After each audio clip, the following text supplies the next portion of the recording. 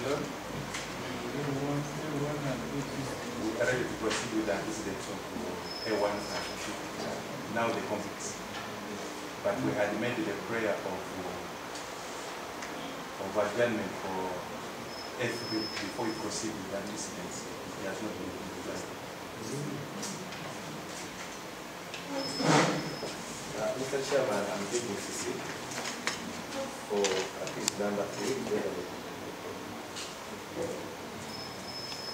together with Mr. Benjamin Katana represents case number 3.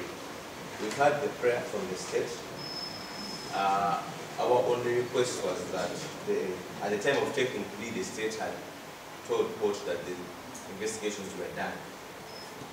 We feel that 1 month and 1 week from today is such a long time in a matter where even 2 people have already pleaded guilty. So we still think that there is no sophistication in this. We could get a closer date, because 1 month and 1 week without even telling us in the status, having told court that this state is ready to proceed, we think it's such a long time.